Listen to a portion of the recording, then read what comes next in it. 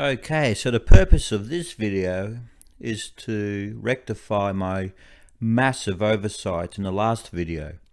So, for some reason, I moved that Marauder twice into Grom, the first Fang, and then that's it, ceased his activation when he had a double available to him and could do a shield ram, which at the end of his activation, after he finishes his movement within 1 inch of an enemy fighter, he can roll a dice. On a 4-5, do 1 damage. On a 6, do damage equal to the value of the ability. So Grom's only on 1 life left. He's 20 life. He's got 19 damage.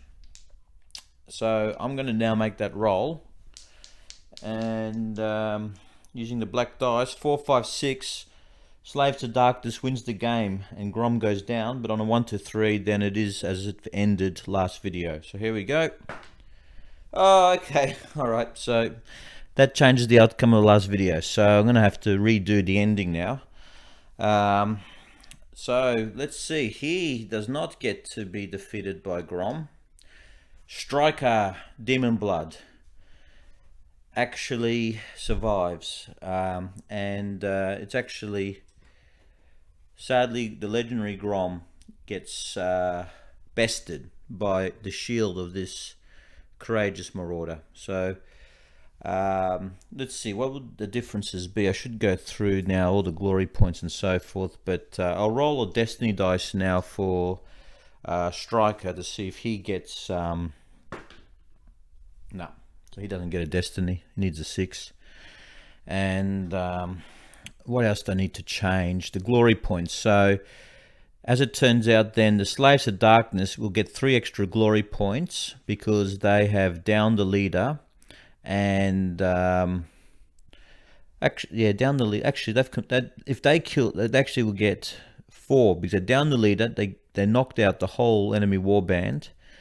Plus they've won, so they'll get 4.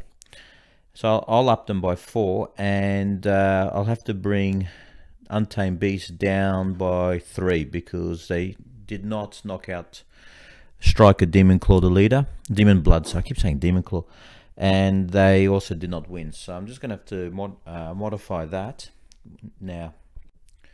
Okay, so I got to fix up now the glory points. So in the last video I put them from 6. What were they on? I can't remember now, but anyway, they go down 3 points, so down to 6 because they didn't win and they did not down the enemy leader. And I actually got to put these guys, Slaves of Darkness, up by 4 because they ended up winning, and they ended up downing the opponent's leader, and actually they get an extra glory point for downing the enemy warband in totality. So they will get a dominated territory, and I'll do a roll on that now to see what the territory will be. So reds can be 10s, and let's get that here, sitting on my lap. So what's that, a 42? So 42 is old ruins. A scattering of ancient ruins lie in the sun-blasted sands south of your camp. Sending your warriors scavenging amidst them does not yield much. During the aftermath sequence of a campaign battle, when earning glory points, roll a dice for each area of dominated territory you have with this rule, which is 1 at this point. For each 4+, you get 1 additional glory. Alright, it's better than a kick to the head. So I'll just say old ruins, 4+, get +1 glory point. Alright, and what other bookkeeping do we need to do? I think that's it. Oh, sorry, that's the wrong bloody one. That's Slaves of Darkness. Sorry, that's Untamed Beasts. Oh, we've got to see if our mate Grom here, what his injury is. So please don't. I don't want him to die. So I don't want to see a 1 on this red dice. Okay, so let's go. Do not want to see a 1 on this red dice. I don't want him to die. Oh, you're kidding me! He's dead. Okay, he's dead. Wow, that's unbelievable, the amount of slain models. So the way I play it is there's no levity for leaders. If the leaders are slain as per the result, then I don't buy into this secondary rule here of, well, they lose favour instead because, well, I mean, I could make a rule where if they have destiny, they actually, this wouldn't be a bad rule to say that if they have a destiny level, they do lose favour instead. So, if I lose a destiny, see, this is the bit I don't like the second part of it. They do not have any destiny levels; they suffer no effects. Well, maybe that's okay if you naturally roll the lost favour, but I really don't like. I don't like the leaders being immune to dying. So, let me just check. He doesn't have a destiny level anyway, so no, he's cactus. So maybe I'll have a rule where if the leader has a destiny level, I will go with the lost favor result, because I suppose that's narratively makes sense that they have a destiny level, they've got some favor from their patron. But in this case, sadly for Grom, he does not have that destiny level, and no, unfortunately he is gone. And I've now got to work out what to do with the artifacts he leaves and who's going to replace him. So I keep calling him First Fang. It's actually the Heart Eater. Okay. All right. So that's the end of that. So that is a massive difference in result. It's a Slave to Darkness victory, which also means a Slave to Darkness did succeed in their first convergence. And I better put the old ruins here.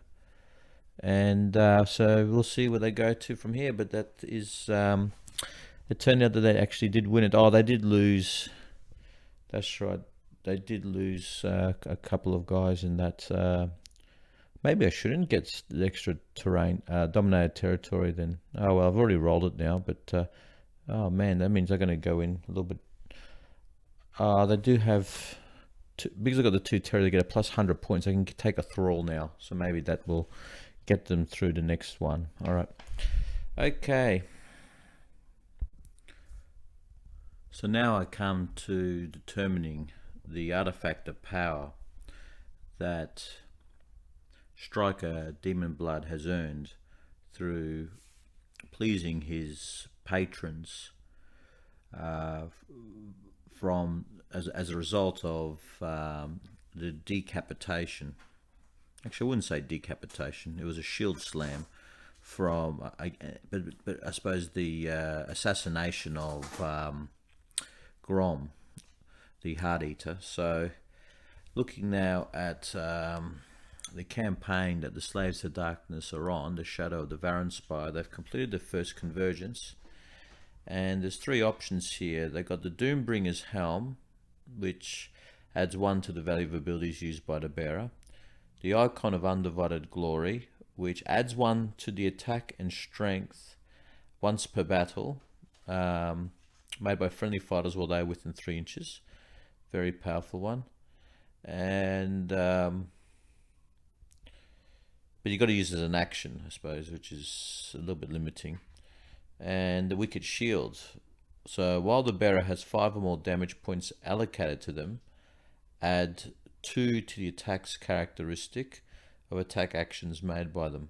Alright, so that to me fits perfectly with, well, the shield he's already got, but I might just touch it up with a bit of, make it a little bit more wicked, so for the next campaign. So that's what he'll select.